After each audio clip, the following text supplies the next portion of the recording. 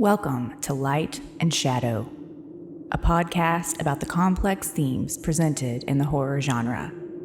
I'm your host, Nicole, and it's time to share another dark tale.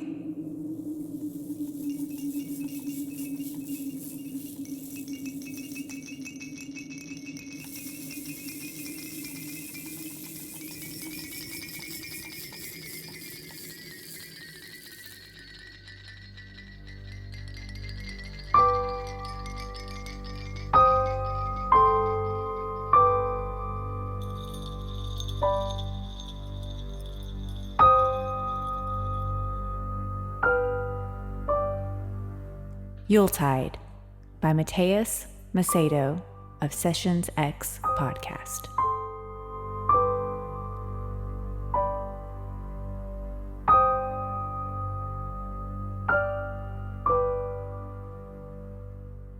I can still see the box under the Christmas tree.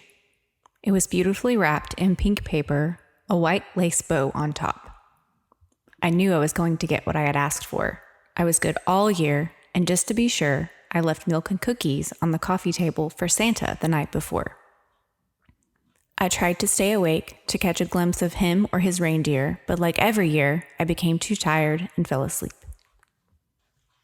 The music box was even more beautiful than I had imagined it. The melody was sweet and the figurine pristine, a ballerina lifting her arms, her body gracefully turning as the music played. She was everything I wanted to be. It became my most prized possession, one I came home to every day and relied on when I was feeling sad. The music box never failed to lift my spirits. As the following Christmas approached, I had a fight with my brother. I can't even remember what it was about anymore. He yelled, and I yelled back. When he saw he wasn't getting what he wanted from me, he ran into my room and grabbed the music box. I begged him to put it down. I told him Santa had given it to me, but he just laughed and said Santa wasn't real. He threw it on the floor. It shattered into 1,000 pieces. I knew no one would ever be able to fix it. He knew it too, but to be sure, he stepped on it, crushing the gears, turning the little ballerina to dust. I cried all night. The next day, during a free period in school, my friends wanted me to hang out with them in the cafeteria, but I couldn't. I was still too sad. I just wanted to be alone. I decided to go to the library. As I was browsing books, I found one about Christmas, not just in America, but all over the world. Maybe I could prove to my brother that Santa was real. Maybe I could show him he was wrong. And if he knew that, then he would know he wasn't going to get any presents this year.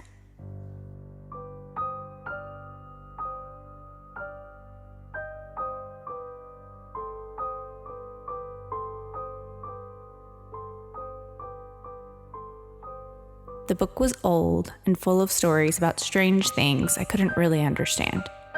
But it did talk about Santa, though it said his real name was St. Nicholas, and there is someone else. He came for the bad children, the ones who misbehaved. He carries a bundle of sticks which he uses to beat bad kids with. He's covered in thick black fur and has horns like that of a goat and walks on hooves. His name is Krampus. That book had very little information on him, but it was enough to get me started. When I came home, I looked up all I could about him on the internet, but was interrupted when my mom came to take me to rehearsal for the Christmas pageant at church.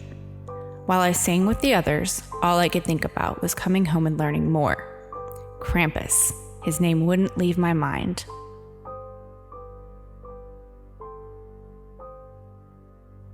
That night, I snuck into the computer room while everyone else was asleep and searched and searched. Every site led to another one. More details, more information, until I found what I had really been looking for, though I didn't know it until I saw it. I found a way to call him. A way to call Krampus instead of Santa. A way to get rid of my horrible brother. It was kind of a spell. You had to be precise. The old legends said you just had to be naughty and the dark spirit would come, but that was just parents trying to scare their kids into being good. The real Krampus had to be called. He had to be conjured. First, I had to find the sticks. He wouldn't come if I didn't find the right ones. They had to be just right. They had to be strong. One side of our street was made of houses, the other half woods. After school, instead of going home, I crossed the bare trees and started searching for the right sticks. It was kind of a mindless exercise, I think, deep in the back of my head. I never really believed it, but I felt like I was doing something. And it was starting to get cold again. But I didn't leave until I had as many good sticks as I could carry. I snuck along the side of the house and into the backyard when I got home, and I hid the bundle in the basement and used my scarf to tie it all together. For those couple months before Christmas, I would sometimes sneak down there, especially after my brother had been mean to me again, and I would just look at the bundle, tied in a bow with my scarf. It was like a present waiting to be opened.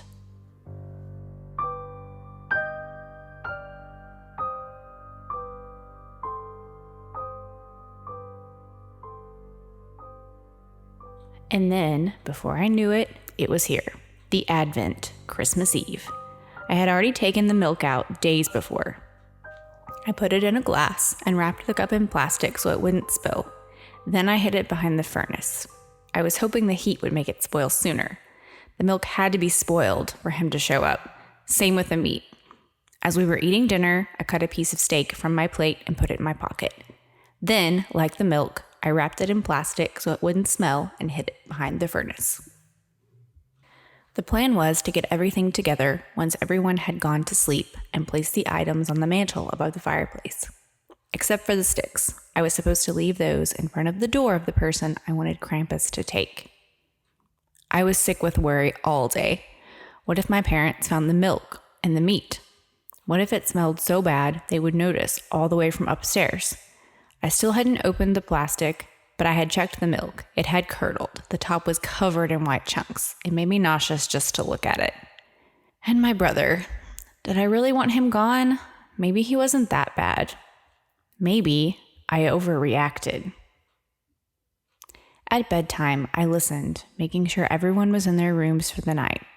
Then, finally, opened the door and went to the basement. I put the piece of meat in my pocket and took the glass of milk.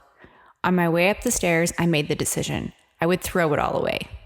I didn't really want my brother taken away, and if I'm being honest, I was scared. My brother was standing in the kitchen when I came up. He caught me. I didn't know what to say. Then I realized he didn't know the milk was spoiled. It was still wrapped. He laughed at me. "Still believe in Santa?" he said. "You're wasting perfectly good milk, you baby." He stormed across the room and ripped the glass from my hand. He was confused when he saw the plastic, but it didn't slow him down. He was so determined to drink it in front of me that he didn't notice the rot until it was too late. He spit and slammed the glass on the counter. His face contorted. Before he could even scream at me, he was running to the bathroom. I wasn't sure what to do. I knew he would tell my parents, and they would definitely ask me what I was doing with old milk. I had no answer. Worst of all, he was definitely going to make my life hell after this, maybe even hurt me. I had to get rid of him. I put the glass, which still had plenty of milk in it, on top of the mantle. I took the rotten meat from my pocket and unfolded the plastic. It was slimy brown with green spots and smelled like death. I got a chill then, just imagining what would want to eat or drink those things. I stepped back and looked at the open chimney under the mantle. It stood hollow and dark, like a black mouth. The chill in my back grew, and I ran upstairs. All night, my brother stayed in the downstairs bathroom. My parents had no idea he was sick. It was almost midnight, and then I remembered the bundle of sticks. I had to mark the right person, or he could take the wrong one. I had to go to the basement. Before I did, I wanted to look outside to see if there was any sign. There was a snowstorm. The sky was totally black. All I could see were the trees across the street being pushed by the wind. I opened my door. The hallways looked almost foreign in the dark. I stepped out. It was really cold. The heater was on. I didn't know why it was still so cold. I moved down the stairs. As I did, I was careful to look down to the fireplace, the Christmas tree, but everything was still in place. I snuck down on my tippy toes, silent, so my brother wouldn't hear me since I had to go past the bathroom door to get to the basement. It didn't work. He heard me and yelled for me to get Mom and Dad. I ran to the basement instead and closed the door behind me. I slid the lock just as the door started shaking. He was on the other side, pulling it so hard I thought it might fall off its hinges. Finally, he stopped. He was getting weak again, I could tell. He rushed back into the bathroom and closed the door. I ran to the bundle, and as I was coming back up, I heard it. The footsteps on the hardwoods. No, not footsteps. They weren't feet, not exactly. It was moving through the living room. And then it moved to the kitchen. It was so heavy the floorboards in the basement sunk as it passed. I was afraid it would tear the whole house apart. I wondered if its horns would even fit through the door. Then I stopped thinking about everything because it walked right to the other side of the basement door where I was. I waited for the wood to break, for its claws to smash through and take me. I knew then I had made a mistake in calling it to my house. But nothing happened.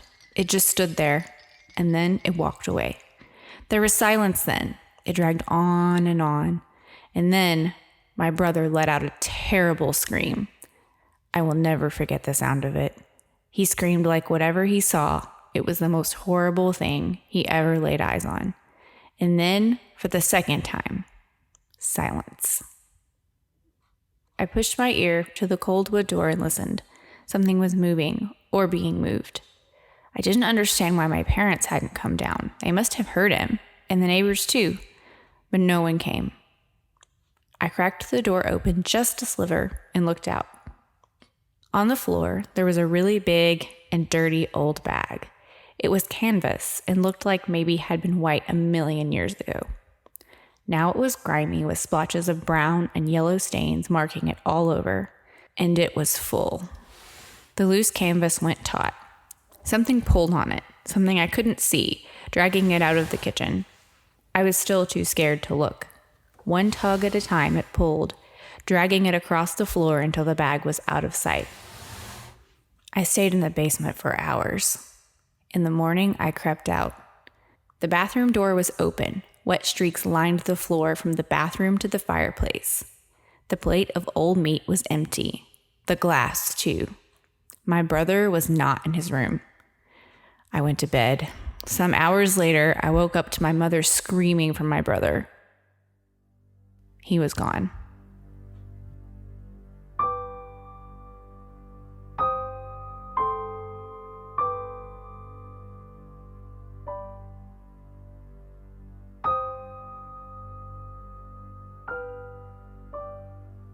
All spring, I wondered where he was, what had been done to him, if he was coming back. But this summer, I had started to forget. Forget him, forget what I had done, forget what I'd seen. I wanted to forget. But my mother never recuperated. She became empty. Even when she smiled, it was like she wasn't really smiling, like she was just pretending.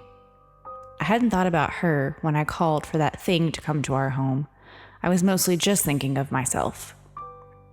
Even though a lot about my life was easier without my brother, I couldn't enjoy it. Everything had been poisoned by his disappearance. Before I knew it, the cold had come again, and with it, the darkness. The trees turned red and orange, then gray. Everything outside was frozen and silent. In my house, the same was true. The first snow came one night in early November. I sat at the window, watching it fall. The outside was too dark to see much. My window faced the backyard, and the only light we had there was the motion sensor, which was off all night, unless a raccoon or something walked by. And as I was watching the dark flakes fall, that's exactly what happened. Or at least I thought so when the lights turned on. It illuminated the whole backyard. I looked down, and everything was covered in a thin film of snow. I didn't see any animals, but there was something. In the middle of the yard, beneath the snow, something I couldn't make out from my room. Something that wasn't there before. It was moving. I put on my slippers and wrapped myself up in a blanket. then made my way to the back of the kitchen. I opened the back door. The lights came on again as I stepped out. The thing in the yard was small, about the size of a shoebox. Only a small piece of it was moving, something at the top. As I got closer, I heard what I thought was a familiar melody, only it didn't sound the way I remembered. The thing in the yard was a music box. The ballerina atop of it danced slow, catching and stopping every few seconds. Not at all graceful like the one I had before. And her face, parts of it were missing. Her legs were cracked. Before I knew it, I had picked it up. It was the exact same as I used to own, only a little different. I looked closer, turning it upside down to see if the signature I had written was still on the bottom. Before I could check, I dropped it to the ground. There was a stench attached to it. It smelled like rotten meat. That's when I noticed them. Footprints on the snow. Bare feet. They came out from the darkness beyond the lights, up as far as the music box, then turned, moving back to the black. I ran and didn't stop until I was back in my room. I hid under the covers until I fell asleep. That night, I dreamt of someone knocking on my door. Then, my brother's voice called for me. My mother woke me up the next day yelling. She said I'd tracked dirt into the house and made the carpets all wet. And why had I left the back door open? The house was freezing, she said. She was furious. But I hadn't left the door open. I slammed it shut when I ran. And the dirty footprints she was talking about, they weren't mine. They stopped at the threshold to my room. I really had heard him, I thought. My brother had visited me in the night. At choir practice, I couldn't focus. I kept thinking of him coming back. He had been dead all this time. Or was he kept, beaten, and punished for what he did to me? This entire time, was he alive? Was he hoping I would forgive him so he could come home? Maybe he had come home. Maybe he was still trying to get me to forgive him. I couldn't stand still. Every time I looked one way, I felt like someone was watching me from the other. I stared at the open door that led to the lobby. I knew if I looked long enough, I would see him, bent and broken and limping to me. I walked home from church. My mom was supposed to pick me up, but she couldn't. The snow had frozen and crunched beneath my feet as I walked. That was the only sound I heard the entire way. I kept my eyes down to the sidewalk, terrified of what I might see if I looked up. Finally, I had to raise my eyes. I knew I was close to home, but I had to look to be sure I wouldn't walk into some neighbor's house. And it was still daylight. It was still safe. I was about 100 feet away from my house. I saw it way down the road. A boy stood on the sidewalk out front. He wore a white t-shirt and no shoes, just like my brother was wearing when he was taken. But I couldn't tell if it was him because the boy had a bag over his head. My neighbor, Mrs. Walsh, came out of her house and asked if I was okay. I couldn't speak. I couldn't look away. She looked to where I was staring, but she didn't see him. She asked if I needed my mom. I wanted to run to her, to cry and wail and have someone take care of me and tell me it was okay. I shook my head and walked on. I got closer and closer to the boy, but kept my eyes down. I looked only to the snow beneath me as I walked. When I reached the sidewalk in front of my house, I saw his feet, blackened and scarred. Burned, maybe. I turned and walked towards my front door. My footsteps were joined by his, a soft crackling in the frozen snow just behind me. Finally, I reached my door and stepped inside. As I went to close it, I couldn't help but look up. He was standing in front of me. I closed the door. What did he want? I wondered. But even as I asked myself the question, I knew the answer. A claim. He wanted me to claim him. He couldn't just disappear. He would not be forgotten.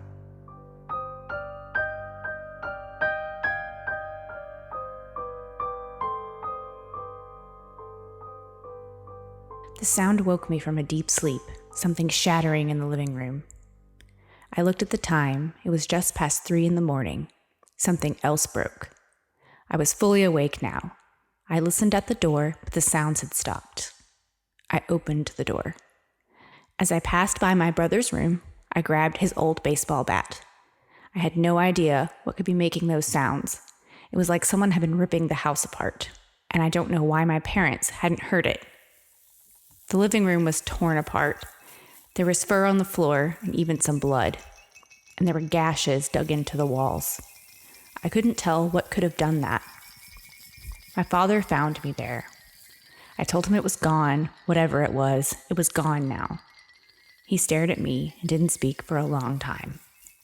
It wasn't until the next day, after thinking about it for a long time, that I realized the gashes must have been made by antlers.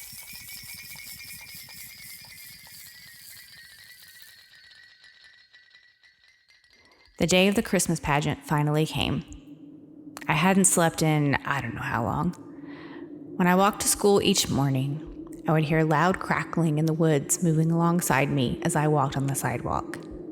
Sometimes at night, the backyard light would turn on. I'd only watch the curtain from my bed, seeing how long it took for the light to go out again. Most nights, it went on and off until the sun came up. Sometimes I would even hear knocking at the back door. I couldn't keep track of the days. The pageant is how I knew it was Christmas Eve. I must have looked terrible. Everyone I saw when I got to the church asked if I was okay. I nodded, feeling as if I was underwater. When we took the stage, I could see my parents. They held each other, happy to see me up there, happy for the first time since my brother disappeared. They didn't know what was happening with me. I wasn't good at hiding it, but they'd been too preoccupied to notice. Now they actually looked at me. But of course, what they saw was false. I had put on makeup before leaving the house, then again before going on stage. What they saw was a mask. I smiled as I sang, hoping it would stick, hoping it would become real. As I looked out to them and the other parents, I noticed it. It stood by the doors at the back of the room, cloaked in black. It was so tall, its head nearly touched the ceiling. The hood of its cloak was stretched to the sides, pushed by its knotted horns underneath. I screamed. The others stopped singing and turned to me. My parents sat up, their smiles gone. I ran as the rest of the congregation murmured and gasped. I ran, leaving my jacket and purse behind. I ran along the frozen sidewalk in the dark and didn't stop until I was about to reach my house. All I had heard so far were my own sobs, but as I was about to open my door, there was a cracking of dry branches in the woods. I couldn't move. I stared at the dark trees, and again I could feel that whatever was there was staring back at me. My parents pulled up and ran to me. We gripped each other and cried on the porch. They told me they knew and understood. For a moment, I was relieved, but they couldn't have known. I asked my father what he meant. "It's the first Christmas without him," he said. "We're going to get you help." I told them it wasn't what he thought. I told him I was being haunted. I wasn't crazy. I wasn't grieving. I was scared. They put me to bed and said goodnight, both silent, both in tears. They told me they would take care of everything. They told me everything would be okay tomorrow. But I didn't sleep. I needed to know what they were planning. I listened at their door as my father told my mother he had found me in the living room with a baseball bat. He thought I had destroyed the house. He thought I was insane, and she agreed. "We have to put her somewhere safe," he told her. When I went to bed that night, I wondered if they were right.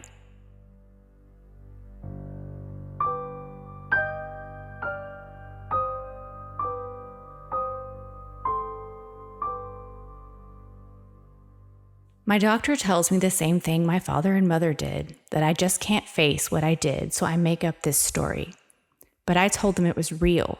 Krampus was coming for me. They didn't listen, didn't want to. I begged them not to send me away. I was scared to be alone. I told my parents they were all I had. But they insisted. It's their own fault. They didn't listen, didn't protect themselves. Maybe I was bad calling him to take my brother, but my parents were worse trying to send me away. When he finally did come for me, I guess he decided he wanted them more. The doctors tell me I did it. No one believes me when I tell them who really came to our home that night, but I guess I wouldn't either. He didn't take them away like he did my brother. They were still there when the police came, lying in their beds and me sitting between them. I just wanted to stay with them. I just wanted my parents. It's snowing again. Christmas is almost here. He's coming for me. I know he is. And I am scared, but at least I'll be with my family.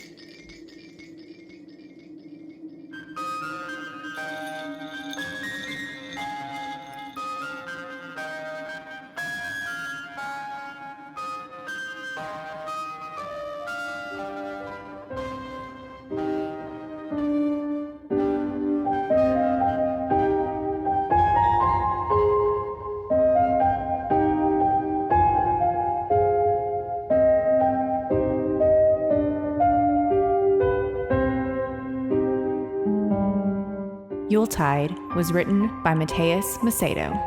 Subscribe to Sessions X podcast to hear more of his stories. Follow Light and Shadow on Instagram and Facebook at Light and Shadow Pod, and sign up to become a supporter on Patreon for early access to all episodes and more. Thank you for all your support this year, and until next time, Merry Christmas.